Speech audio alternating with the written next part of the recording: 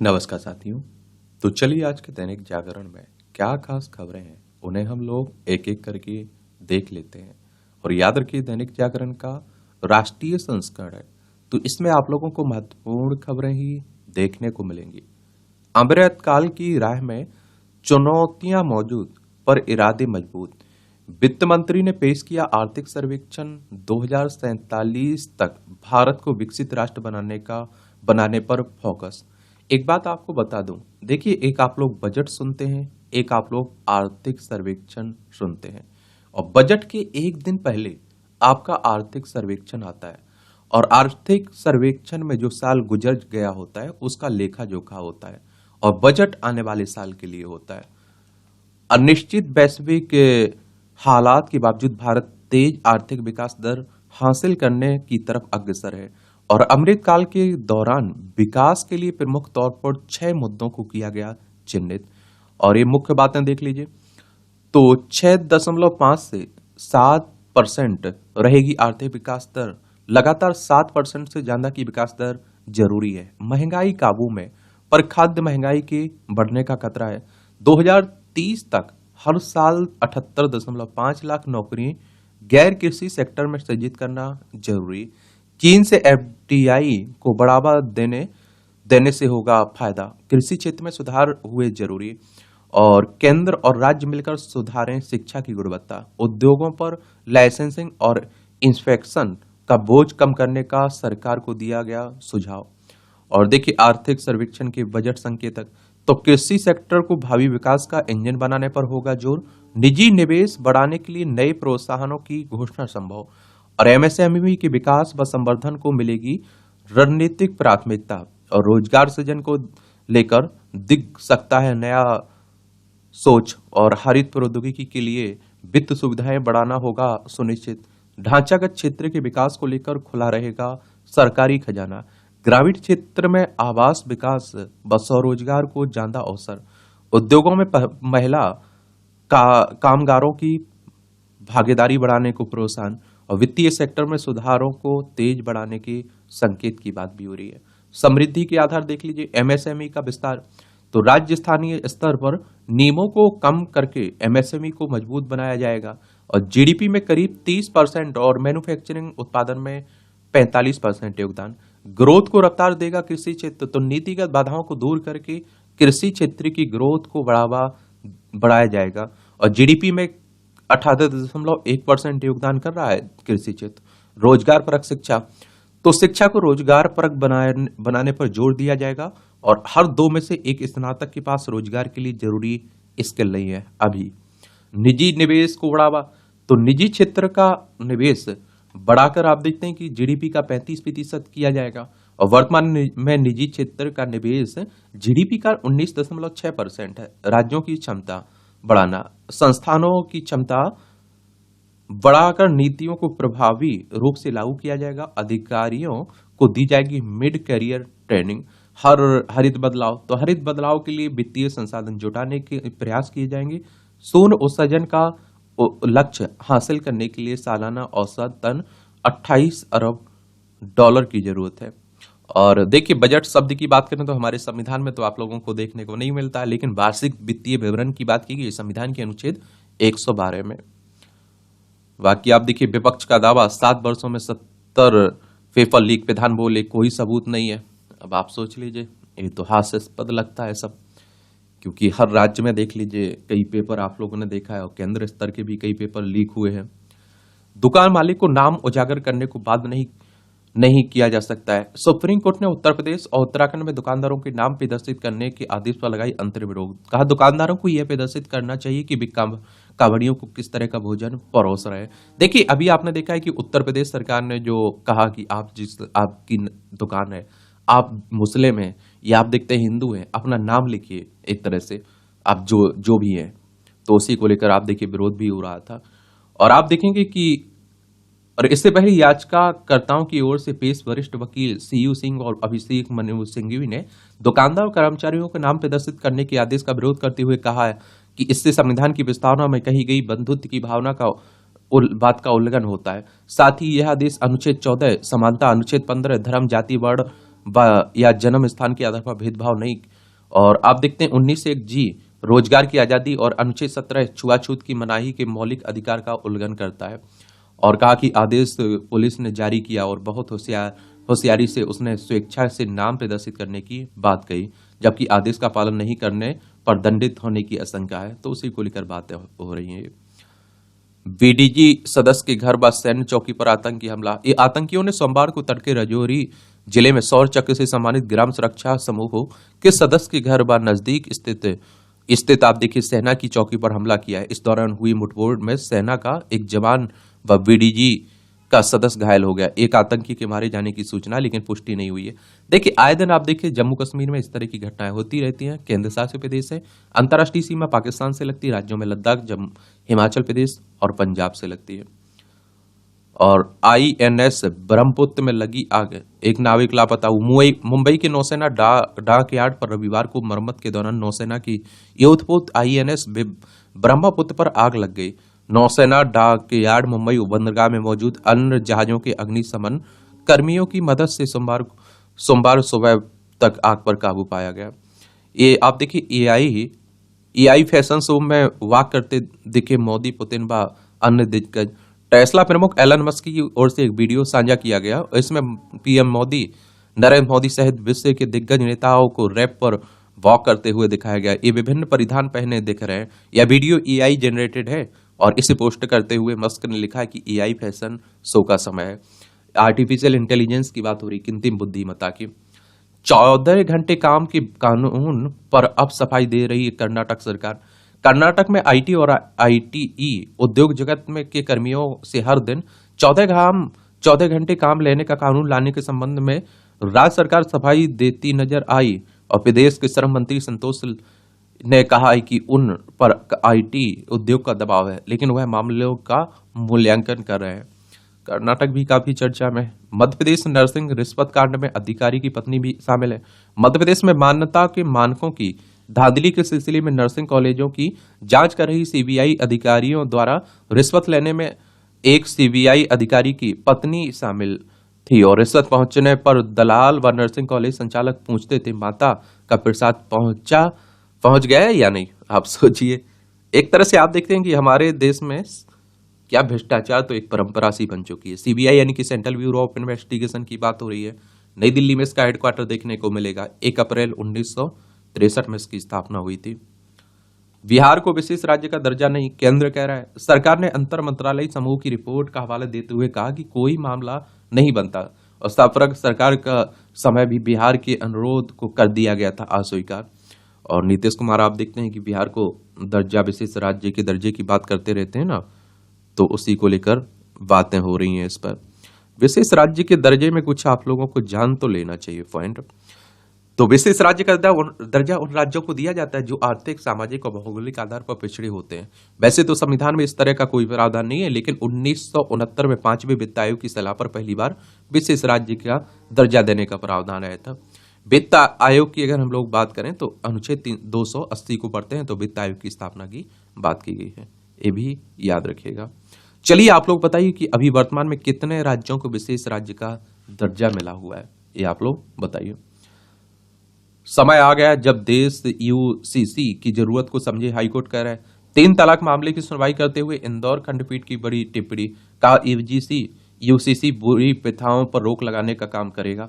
देखिए UCC यानी कि आप देखेंगे कि समान नागरिक संहिता की बात हो रही है, सबके लिए समान कानून की बात हो रही है। देखिए सिविल कानून अभी अलग अलग धर्म में, अलग जातियों में, समुदाय में देखने को मिलते हैं। शादी की रीति कुछ और है, तलाक की कुछ और ही है, गोद लेने की कुछ और ही है, संपत्ति बंटवारे की कुछ और ही है। तो जब आप देखिए UCC लागू हो जाएगा तो सबके लिए समान कानून रहेगा, चाहे वो हिंदू हो, मुस्लिम हो या कोई भी जाति के हो। और अनुच्छेद 44 को पढ़िए। भारत के संविधान में पहले से ही अनुच्छेद 44 है जो UCC की वकालत करता है। विपक्ष ने किया अलोकतांत्रिक तरीके से PM की आवाज दबाने का प्रयास।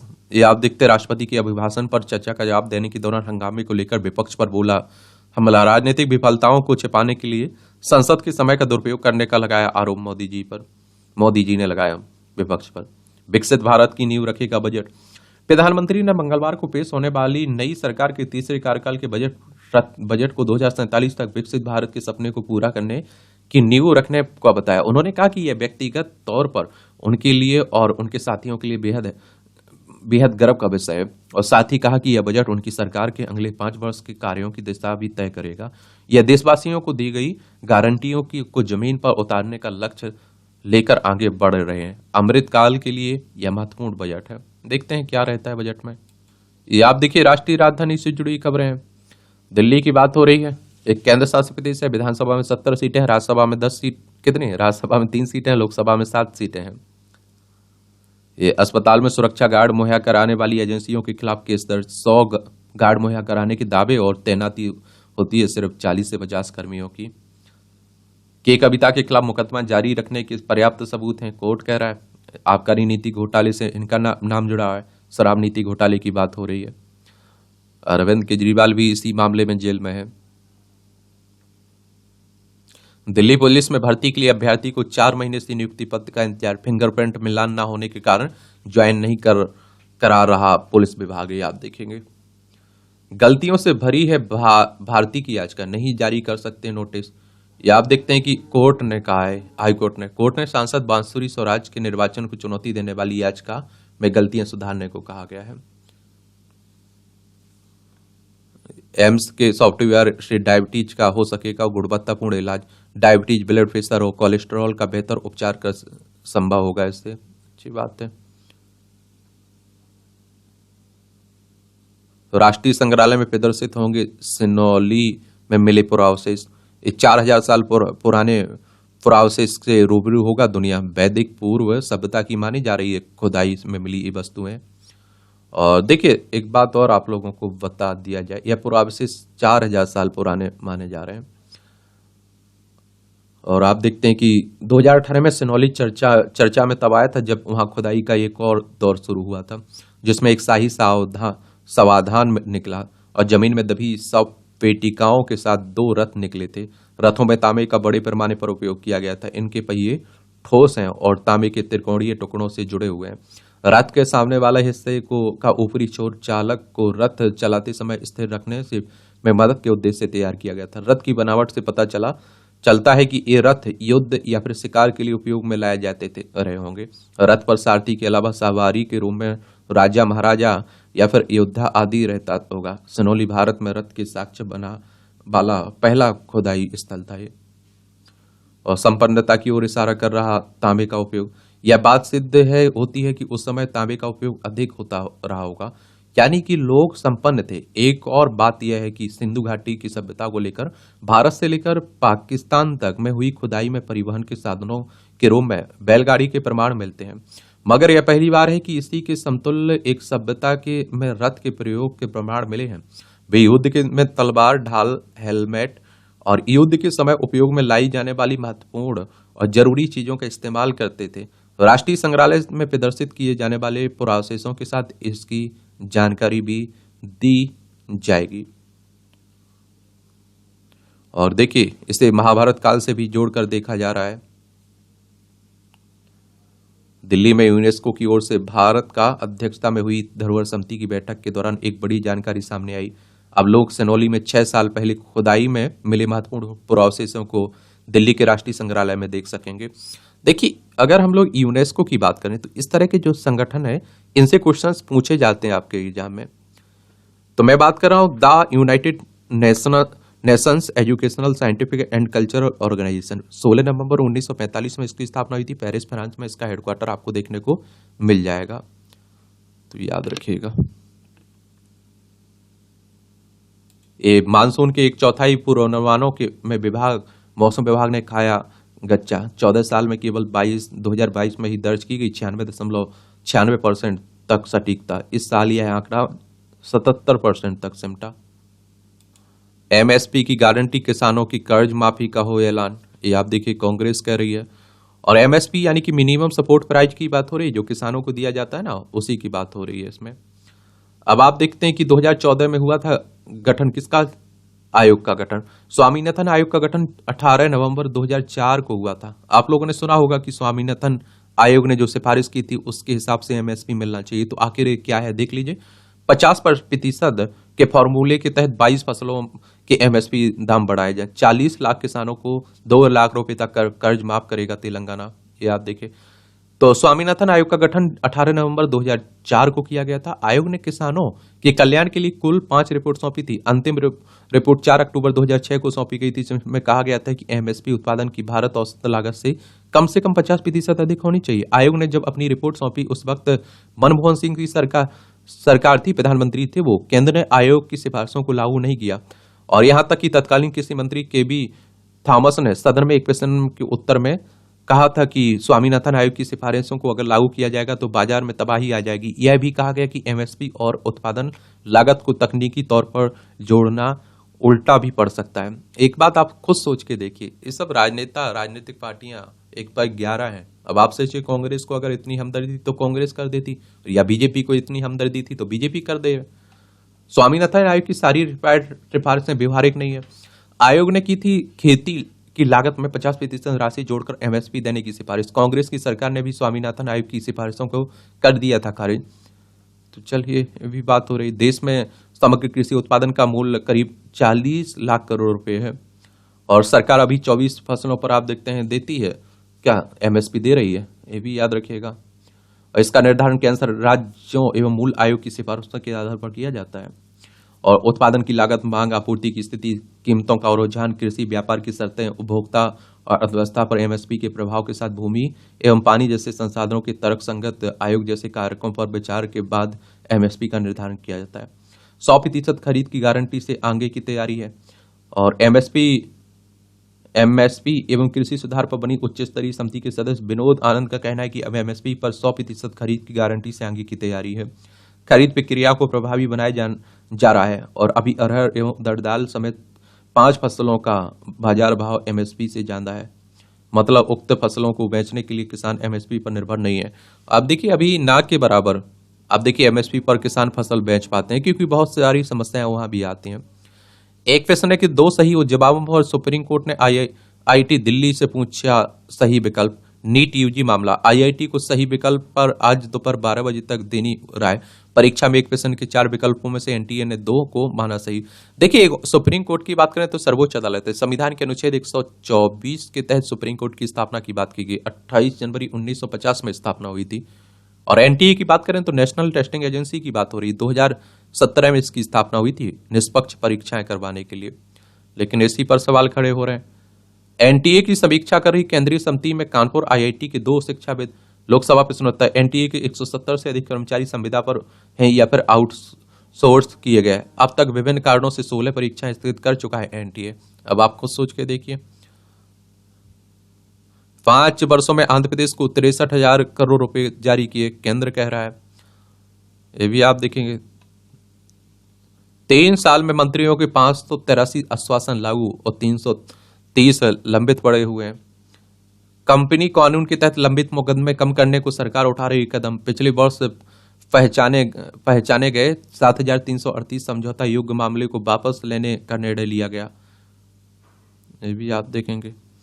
लोकसभा व राज्यसभा में बजट पर 20-20 घंटे चर्चा होने की संभावना जताई जा रही है। अब देखिए, बजट है तो बजट पर बहस तो होनी चाहिए। गिरफ्तार नेताओं को वर्चुअली प्रचार की अनुमति देने की मांग खारिज हुई। कानून के छात्र अमरजीत गुप्ता द्वारा दायर याचिका पर हुई सुनवाई। कोर्ट ने कहा कि यह याचिका दुर्भावनापूर्ण इरादे से की गई दायर। अब आप देखिए, कोई नेता गिरफ्तार है तो वो वीडियो कॉल के जरिए वो प्रचार प्रसार कर पाएगा, इस तरह की मांग की जा रही थी, लेकिन उसे खारिज कर दिया है।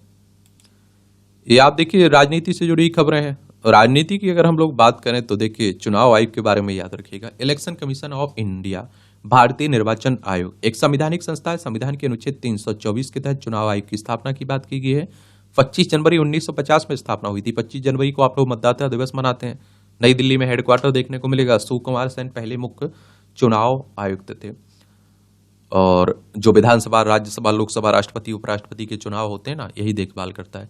सरकारी कर्मियों के संघ की गतिविधियों में शामिल होने पर प्रतिबंध हटाने के फैसले पर सामने आई विविध प्रतिक्रियाएं। कुछ लोग इसके पक्ष में बोल रहे हैं, कुछ लोग इसके विरोध में बोल रहे हैं। आरएसएस की बात हो रही है, राष्ट्रीय स्वयंसेवक संघ की बात हो रही है। और इसकी स्थापना 27 सितंबर 1925 में हुई थी। केवी हेडगेवार इसके फाउंडर हैं। नागपुर में इसका हेडक्वार्टर देखने को मिलेगा। हिंदू राष्ट्र हिंदुत्व की बात करता है संगठन। ये आप देखिए 30 नवंबर 1966 को इंदिरा गांधी सरकार ने सरकारी कर्मचारियों की आरएसएस की गतिविधियों में शामिल होने पर प्रतिबंध लगाया था। ये उसी की बात हो रही है। और आप देखिए कि इसे मोदी सरकार ने वापस ले लिया। 7 नवंबर 1966 को गौ हत्या के खिलाफ बड़े पैमाने पर विरोध प्रदर्शन हुए थे, इसलिए प्रतिबंध लगाया गया था उस समय। चलिए,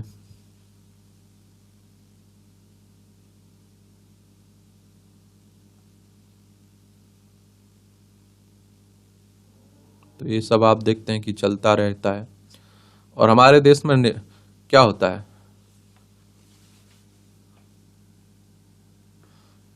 कि चुनाव तो ईमानदारी से होता है अच्छे से। नेता अपनी वैसे चुनाव की बात नहीं कर रहा हूं, नेता अपनी राजनीति बड़ी ईमानदारी से निभाते हैं। अब आप देखिए नीतीश विधानसभा चुनाव है ना बिहार में, तो उसके चक्कर में अब लग गए। और आप देखते हैं कि विशेष राज्य के दर्जे के लिए बड़े नीतीश चिल्लाते रहते थे, लेकिन अब नहीं मिल रहा है। उनके सहयोगी भी है। हरियाणवी युवाओं को विदेश में नौकरी दिलवाने का लाइसेंस लेगी सरकार। ये भी आप देखेंगे। समर्पित नक्सलियों की बसेगी कॉलोनी, नियमों में शिथिलता के लिए शिवराज को पत्र। ये आप देखेंगे। गृह मंत्री विजय शर्मा ने पत्र लिखकर किया आग्रह, 10,505 समर्पित नक्सलियों और उनके स्वजनों के लिए बनाए जाएंगे पीएम आवास। और ये आप देखेंगे, देखिए नक्सल प्रभावित 5 जिलों में चल रही है नियत निल्ला नार। राज्य सरकार की ओर से बस्तर संभाग के नक्सल प्रभावित 5 जिलों दांतेवाड़ा, सुकमा, बीजापुर, नारायणपुर और कांकेर जिले में नियत निल्ला नार आपका अच्छा गांव योजना संचालित है। वर्तमान में 22 सुरक्षा कैंपों के आसपास आने वाले 87 से गांव में शिक्षा, स्वास्थ्य, पेयजल, सड़क, बिजली, मोबाइल टावर समेत 25 से अधिक मूलभूत सुविधाओं को पहुंचाने का कार्य जारी है। योजना के विस्तार और क्रियान्वयन के लिए 16 नोडल अधिकारियों को जिम्मेदारी दी गई। आने वाले दिनों में सुरक्षा कैंपों को बढ़ाकर 52 किया जाना है। राज्य सरकार की महत्वाकांक्षी योजना में नियत निल्ला नार शामिल है। एक बात और बता दूं, देखिए इन्हें हम अपने मुख्य धारा में जोड़ना चाहिए, क्योंकि नक्सली हमारे ही देश के लोग हैं, गलत रास्ता अपनाए हुए हैं। नक्सलवाद की शब्द की उत्पत्ति पश्चिम बंगाल के नक्सलबाड़ी गांव से हुई थी। भारतीय कम्युनिस्ट पार्टी के नेता चारू मजूमदार और कान्हू सन्याल ने 1967 में सत्ता के खिलाफ एक सशक्त आंदोलन शुरू किया। मजूमदार चीन के कम्युनिस्ट नेता माओ से तुंग के बड़े प्रशंसक थे। इसी कारण नक्सलवाद को माओवाद भी कहते हैं। अलगाववादी अमृतपाल के सांसद चुने जाने की हाईकोर्ट में चुनौती दी गई है। और राष्ट्रीय सुरक्षा अधिनियम के तहत असम की डिब्रू जेल में बंद है ना ये। और खंडूर लोकसभा सीट से सांसद भी चुने गए। ये आप देखिए, सोनिया राहुल के साथ स्वामी भी दाखिल करें संक्षिप्त जवाब। 4 सप्ताह में जवाब दाखिल करने का निर्देश। फरवरी 2022 में लगाई गई अंतरिम रोक जारी रहेगी। नेशनल हेराल्ड समाचार पत्र की मालिकाना company associate journals limited AJL वर्ष 2011 में कांग्रेस ने कंपनी को 90 करोड़ रुपए का कथित लोन देकर उसकी देनदारियों को अपने नाम कर लिया था। फिर 5 लाख रुपए की पूंजी से यंग इंडिया कंपनी बनाई गई, और जिसमें सोनिया राहुल की 38% हिस्सेदारी है। 24% कांग्रेस नेता मोतीलाल वोरा और ऑस्कर फर्नांडिस की हिस्सेदारी। तो उसी को लेकर बातें हो रही हैं।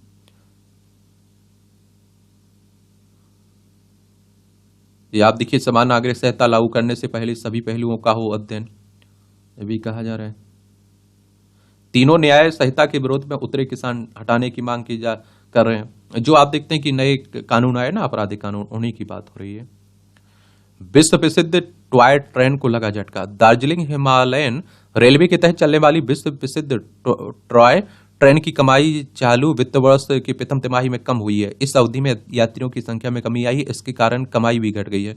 डीएचआर को ऐसी स्थिति को 2 वर्ष बाद देखने को मिली है। इससे पहले वित्तीय वर्ष 2022-23 और 23-24 में कमाई तथा यात्रियों की संख्या में रिकॉर्ड वृद्धि दर्ज की गई थी। ये भी आप देखेंगे। पहली तिमाही में 15,000 यात्रियों की कमी आई।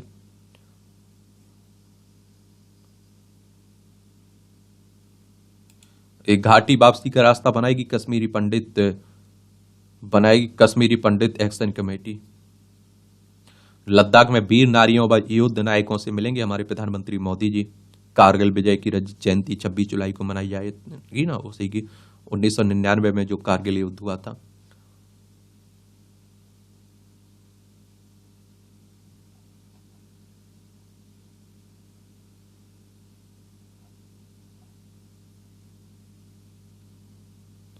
निठारी हत्याकांड में आरोपित सुरेश कोहली को नोटिस देने का निर्देश दिया गया है। अभी आप देखते हैं कि इसे छोड़ दिया गया था ना। और आप देखिए कि गौरतलब है कि 29 जुलाई को सुप्रीम कोर्ट ने 2006 के सनसनीखेज निठारी हत्याकांड में कोहली को बरी करने के इलाहाबाद हाई कोर्ट के फैसले को चुनौती देने वाली सीबीआई और उत्तर प्रदेश सरकार की अलग अलग याचिकाओं पर सुनवाई करने में सहमत हुआ है। बहुत सारे बच्चों के कंकाल मिले थे, तो उन्हीं से जुड़ा हुआ इसका मामला था।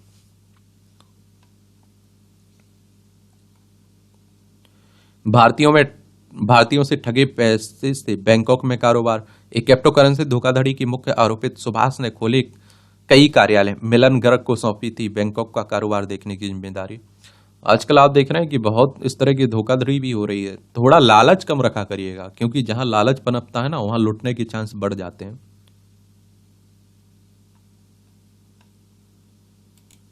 ये आप देखिए, एएसआई की सर्वे रिपोर्ट प्रस्तुत होने के बाद मध्य प्रदेश हाईकोर्ट की इंदौर खंडपीठ ने कहा भूसाला मामले में सुप्रीम कोर्ट के आदेश के बाद ही आगे की सुनवाई होगी।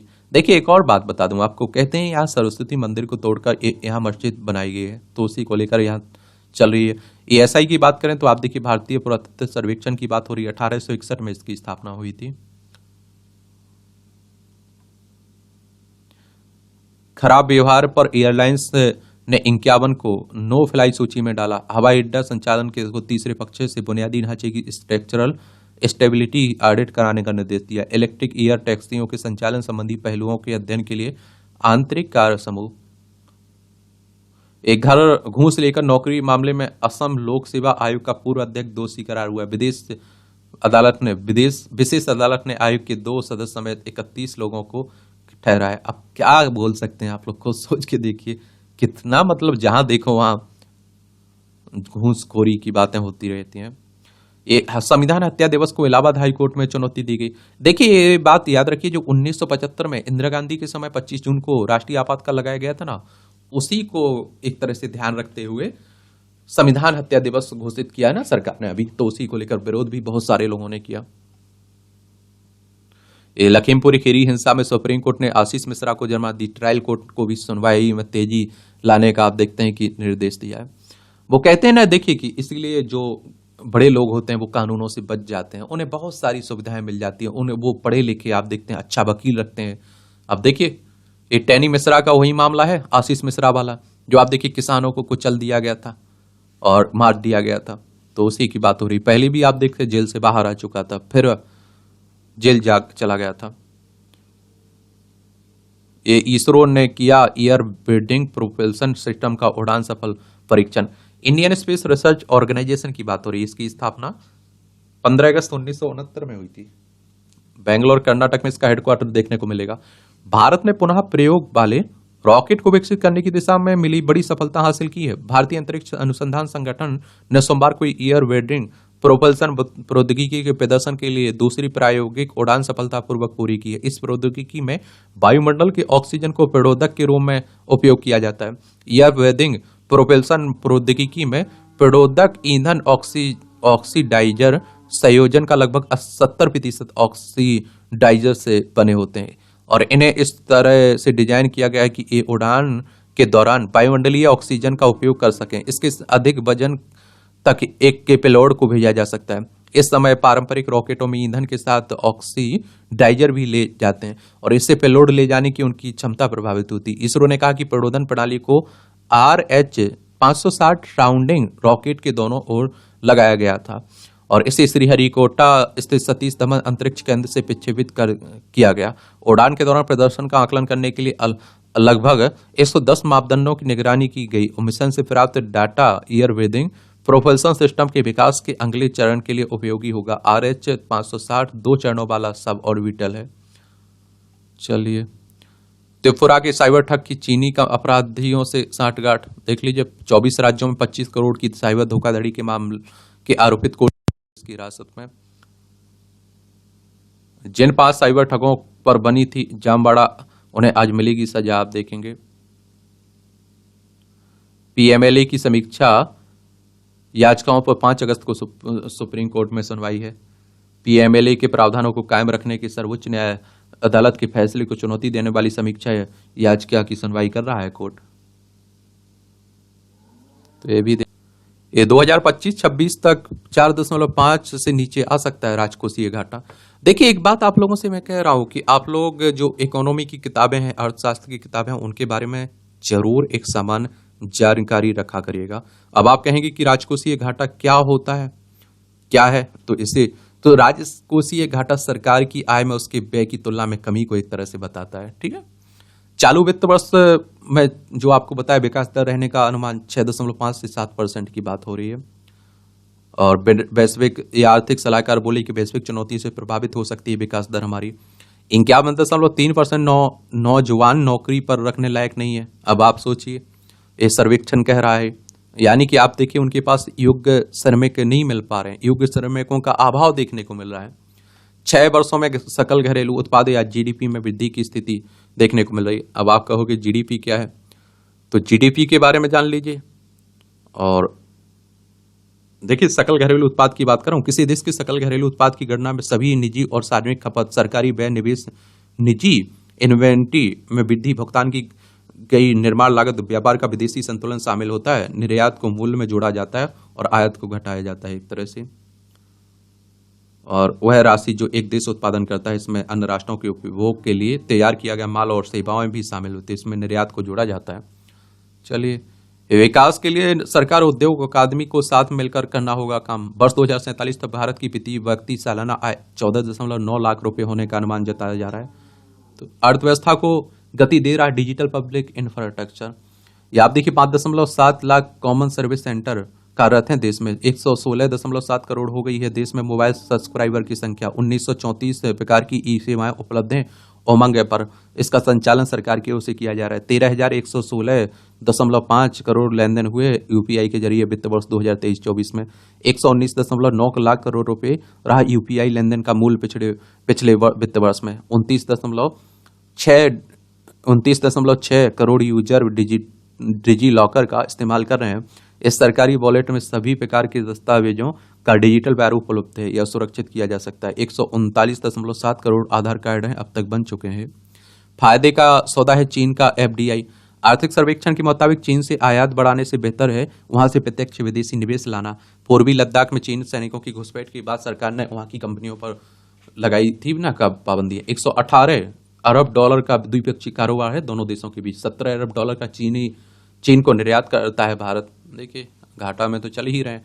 आयात का मतलब होता है खरीद रहे हैं लाभ, और निर्यात का मतलब वो बेच रहे हैं।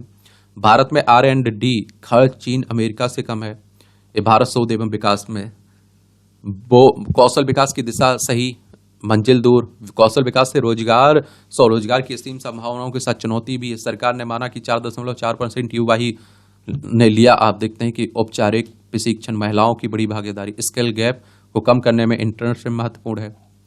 देखते हैं, इंफ्रा विकास में निजी क्षेत्र का भी साथ जरूरी है। सड़क और एयरपोर्ट जैसे क्षेत्रों में केवल सरकारों के भरोसे नहीं बनेगी बात। भूमि अधिग्रहण में देरी सबसे बड़ी चुनौती। इस क्षेत्र के लिए कारगर नीतियों की जरूरत है। कुल व्यय में बढ़ रहा है सरकार का पूंजीगत व्यय 2021 वित्त वर्ष में 88% और 12%। राजस्व व्यय 88% और पूंजीगत व्यय आप देखिए 12%। और वित्त वर्ष 2024 में 79% है राजस्व व्यय और 21% है पूंजीगत व्यय। प्रभावशाली साबित होते हैं क्षेत्रीय स्तर पर होने वाले काम। दुनिया के 14% आईफोन भारत में असेंबल हुए। शहरीकरण की रफ्तार तेज, राज्यों और निकायों को आना होगा आगे। 40% से अधिक आबादी देश की शहरों में होगी वर्ष 2030 तक। ऑटो पीएलआई में 67,690 करोड़ रुपए का निवेश प्रस्ताव है। 5 सालों में रेलवे पर पूंजीगत व्यय 77% बढ़ा। खाद्य और उर्वरक सब्सिडी में आई जोरदार गिरावट। ये आप देखते हैं 2023-24 में खाद्य सब्सिडी में 24.6% और उर्वरक सब्सिडी में 22.4% की कमी दर्ज की गई है। मनरेगा में रोजगार की मांग बेरोजगारी का संकेतक नहीं है। आर्थिक सर्वेक्षण में कहा गया कि मनरेगा के तहत रोजगार की मांग ग्रामीण क्षेत्र में बेरोजगारी का सही संकेतक नहीं है। आम धारणा के विपरीत सर्वेक्षण में बताया गया कि वित्त वर्ष 2023-24 के आंकड़ों से पता चलता है कि उच्चतम ग्रामीण बेरोजगारी दर वाले राज्यों में सबसे अधिक मनरेगा फंड का उपयोग किया गया है। ये आप देखिए मनरेगा के बारे में याद रखिएगा। और इस तरह की जो योजनाएं हैं उनके बारे में जरूर आपको याद रखना चाहिए। महात्मा गांधी नरेगा पहले कहते थे ना, उसी अब मनरेगा की बात होने लगी है। क्या MNREGA? Mahatma Gandhi national rural employment guarantee की बात हो रही है। ये बिल पास कब हुआ था? 22 मार्च 2005 में, ये याद रखिएगा। चलिए, ये भी आप लोग याद रखा।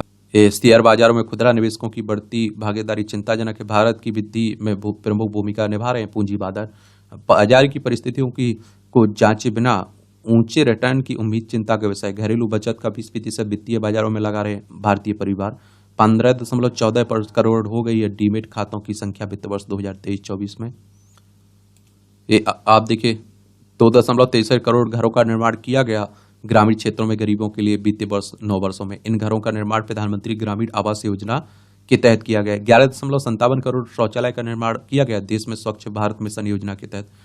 10 जुलाई 2024 तक जल जीवन मिशन के तहत 11.7 करोड़ घरों में नल से जल का उपलब्ध कराया गया है। नए रोजगार देने व कर्मियों का वेतन बढ़ाने ऐसी कंपनियों का होगा लाभ। वित्तीय प्रदर्शन के मुताबिक भारत की निजी सेक्टर रोजगार सृजन में नहीं दे रहा संतोषजनक योगदान। आर्थिक सर्वेक्षण में कहा गया कि रोजगार सृजन के लिए राज्यों को अपनी नीति बदलने की जरूरत है। 78.5 लाख नौकरियों का सृजन करना होगा 2030 तक गैर कृषि क्षेत्र में। 44% से मैन्युफैक्चरिंग रोजगार के सिर्फ 3 राज्यों में किए जा रहे हैं। ईआई से रोजगार पर पड़ने वाले प्रभाव का करें विश्लेषण। सर्वेक्षण में आर्टिफिशियल इंटेलिजेंस से रोजगार पर पड़ने वाले प्रभाव की विस्तृत विश्लेषण की जरूरत बताई गई। कहा गया है कि सब कुछ इस पर निर्भर करता है कि हमें टेक्नोलॉजी का इस्तेमाल हम ऑटोमेशन में करते हैं या फिर समस्याओं का हल करने में या फिर नीति बनाने में। पीएलआई जैसी और स्कीम लाने की तैयारी हो रही है। सर्वेक्षण में कहा गया कि गैर कृषि क्षेत्र में 2030 तक हर साल 78.5 लाख रोजगार का सृजन करना होगा, जिसे 2036 तक 80 लाख तक ले जाना होगा। और इसके लिए सरकार को जरूरत है कि प्रोडक्शन लिंक्ड इनिशिएटिव स्कीम की तहत टेक्सटाइल पार्क और मुद्रा जैसी कुछ और स्कीम लाने की जरूरी की बात हो रही है। काम के लिए हुनर ही नहीं, अच्छी सेहत भी जरूरी है। इंटरनेट, मीडिया, स्क्रीन टाइम और जंक फूड वाला खतरा। निजी क्षेत्र समझे अपनी जिम्मेदारी। रोजगार निजी क्षेत्र में ही कॉर्पोरेट सेक्टर के लिए निवेश करने का यह सही समय है। आयुष्मान योजना ने गरीबों को के 1.25 लाख करोड़ रुपए बचाए। देख लीजिए।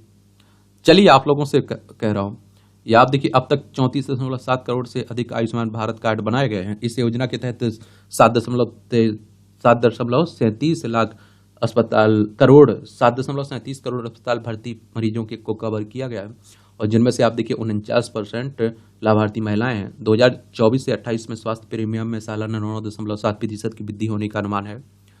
आयुष्मान योजना कब आई थी, ये आप लोग बता दीजिए। शिक्षा में सुधार के लिए टकराव भूलकर केंद्र और राज्यों को मिलकर करना होगा काम, और एनईपी नई शिक्षा नीति के लक्ष्यों को तय समय पर करना होगा हासिल। आर्थिक सर्वेक्षण में कहा गया है। शिक्षा सुधार पर दिखाई गई नई राय। उच्च शिक्षा पर बड़ा फोकस। शोध और अनुसंधान को बढ़ावा देने के लिए उद्योगों के साथ इसे जोड़ने पर दिया गया बल, और लोगों को शोध से जल्द लाभान्वित करने पर जोर दिया जा रहा है। और आप देखिए, महिलाएं लिखेंगी विकास की गाथा। आर्थिक सर्वेक्षण में महिलाओं की मेहनत व निपुणता को राष्ट्रीय स्तर पर निखारने की पहल की गई है। सरकार का मत है कि नए भारत के निर्माण के लिए महिला नेतृत्व वाले विकास की ओर बढ़ने की जरूरत है। सरकार को वैसे भी महिलाओं को सामाजिक, राजनीतिक, आर्थिक रूप से सशक्त बनाने में जुटी हुई है। और आप देखिए 2035 तक शिक्षा के सकल नामांकन अनुपात जीआई के 50% तक करने के लक्ष्य अभी कितना है, 26.7% है। कृषि क्षेत्र में निवेश बढ़ाकर नीतियां बदलने की जरूरत है। कृषि क्षेत्र में कई अड़चनें हैं जो विकास की रफ्तार धीमा कर रही हैं। कृषकों को प्रोत्साहित कर कृषि सुधार की दिशा में बढ़ने के संकेत। 42.3% आबादी को कृषि से मिलती है आजीविका। 1.4% रही कृषि क्षेत्र की विकास दर 2023-24 में। खेतीहारों को उच्च मूल्य की फसल की खेती करने की सलाह देने की बात हो रही है। खाद्य सुरक्षा से पोषण सुरक्षा की ओर। समीक्षा रिपोर्ट में कहा गया कि 1960 के दशक में अब तक भारत ने कैसे खाद्यान्न आयातक देश से कृषि उत्पादकों का निर्यातक बढ़ाने का सफर तय किया है। देश में अब पोषण सुरक्षा की ओर बढ़ रहा है, जहां दालें, फल, सब्जियां, मोटे अनाज, दूध व मांस की जरूरत है। इसलिए कृषि क्षेत्र की नीतियां मांग आधारित होनी चाहिए। कृषि ऋण का आंकड़ा 23 लाख करोड़ रुपए के पार पहुंचा है। इस सरकार की प्राथमिकता किसानों को सस्ती दरों पर पर्याप्त ऋण, एक तरह से आप देखिए पर्याप्त रेट उपलब्ध कराना है। इसके लिए लगातार उपाय किए जा रहे हैं, जिसका नतीजा है कि 1950 में कृषि क्षेत्र में गैर संस्थागत ऋण की हिस्सेदारी जहां 90% थी, वहीं आज 23.40% रह गई।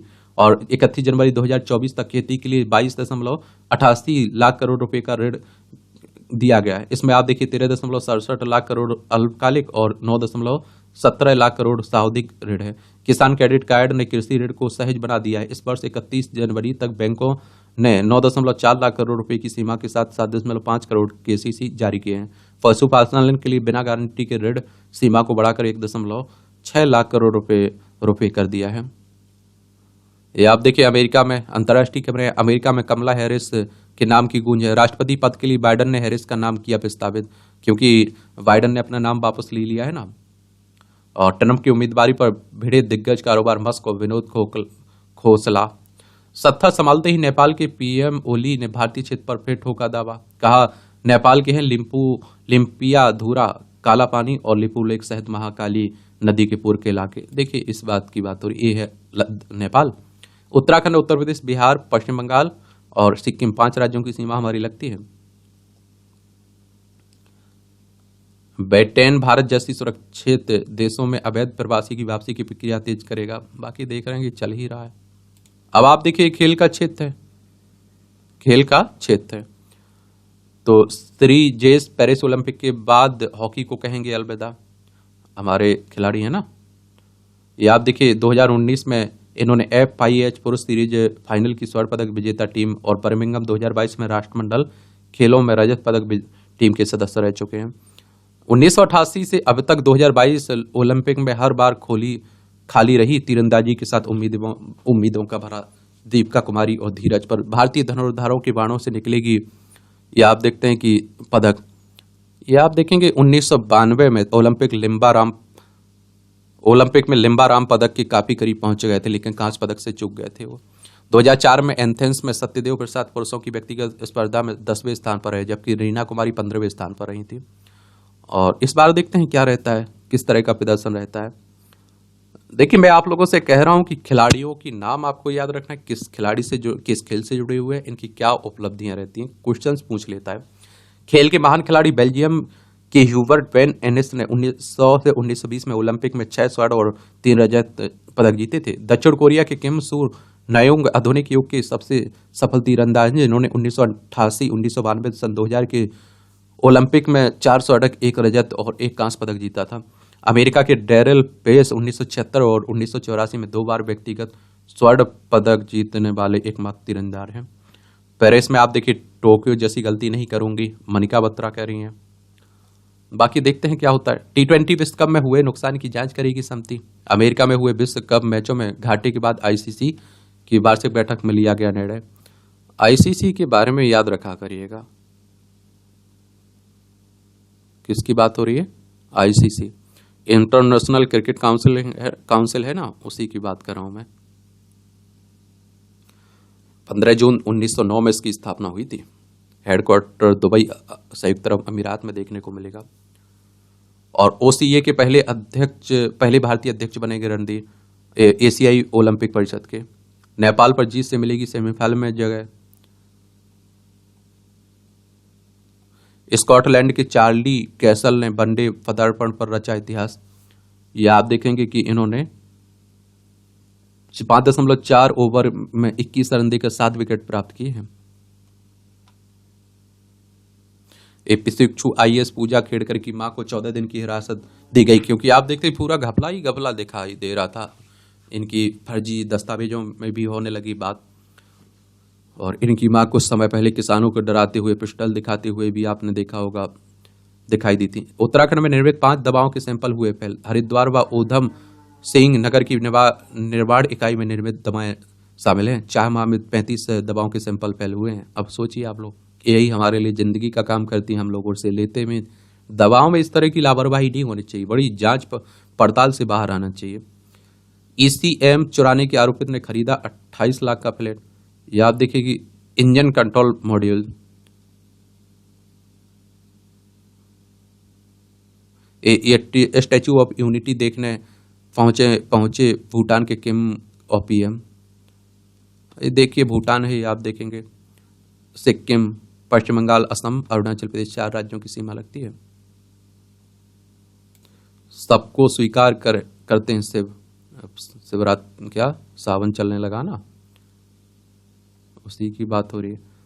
सिद्धि के मार्ग पर ले जाती है श्रवण में शिव की आराधना। तो ये भी आप देखते हैं।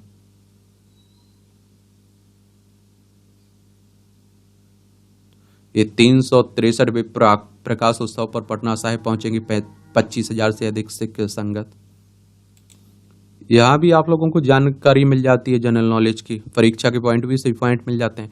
नासा के विज्ञानियों ने दूसरी पृथ्वी केपलर 452b की खोज की, और ये आप देखेंगे 2015 में आज ही नासा ने पृथ्वी जैसे ग्रह केपलर 452b की खोज की थी। पृथ्वी से आप देखिए 1450 वर्ष दूर स्थित यह ग्रह सूर्य जैसे तारे की परिक्रमा करता है। परिक्रमा पूरी करने में इसे 384 दिन लगते हैं। इस ग्रह को पृथ्वी का चचेरा भाई और पृथ्वी 2.0 भी कहा जाता है। बॉम्बे स्टेशन से हुई देश में पहले रेडियो प्रसारण की शुरुआत 1927 में आज ही इंडियन ब्रॉडकास्टिंग कंपनी ने अपने बॉम्बे स्टेशन से रेडियो प्रसारण शुरू किया था। 8 जून 1936 में इंडियन स्टेट ब्रॉडकास्टिंग सर्विस को ऑल इंडिया रेडियो नाम दिया गया। इसी साल ऑल इंडिया रेडियो के जरिए पहले न्यूज बुलेटिन का प्रसारण हुआ। देश के महान क्रांतिकारियों में गिने जाते हैं चंद्रशेखर आजाद।